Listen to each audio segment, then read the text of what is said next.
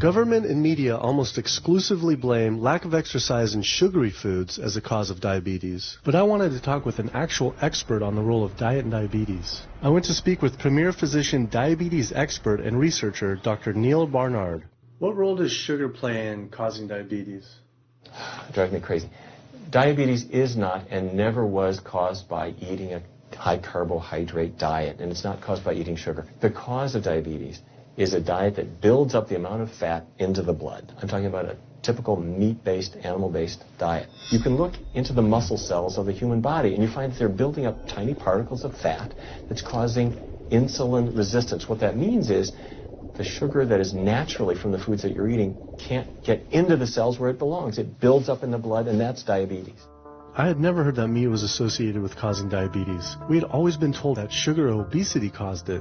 Renowned weight loss bariatric surgeon Dr. Garth Davis, though, agreed. Everyone thinks that you get diabetic because of carbs. They did a huge study, in that EPIC study, 500,000 people. Carbs consumption was inversely related with diabetes. In other words, the more carbs someone ate, the less diabetes they had. But meat was strongly correlated. Get that aha moment. The starches, the carbs are good for you.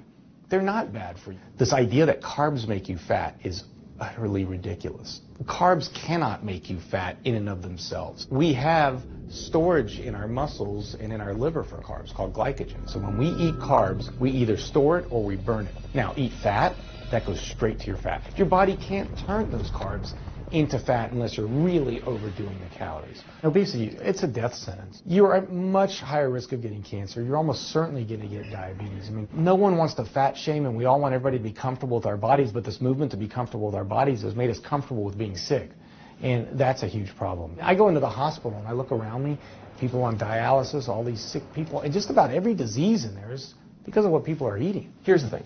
If I eat a sugary cookie, the sugar lures you in like the Trojan horse, but waiting inside that cookie is a huge load of butter or shortening, and that's what fattens you up, and that's the part that leads to the diabetes. It's the fatty foods, not really so much the sugar. It's not that sugar is good for you. There's no nutrients in it. It's excess calories. But when you eat sugar, you don't get inflammation right away. When you eat sugar, you're not getting plaques forming in your vessels. When you're eating sugar, your body's going to store most of it as glycogen or burn it as calories. And so this focus on sugar has taken all the focus off meat, dairy, eggs, pork, turkey, chicken. People need to understand, if their child gets diabetes, you've just taken 19 years off their lifespan. We're talking life and death.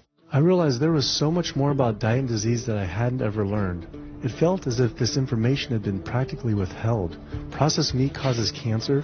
Sugar doesn't cause diabetes. I had doubt about the claims these doctors were making, so I did some searching on my own. Harvard researchers looked at 9 prospective studies finding that just one serving of processed meat per day increased risk of developing diabetes by 51%. The link between eating meat and developing diabetes became undeniable. But when I went on the leading diabetes organization's website, the American Diabetes Association, not only did they not have this information front and center, they were featuring recipes for red and processed meat.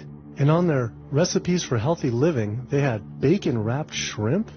What the health?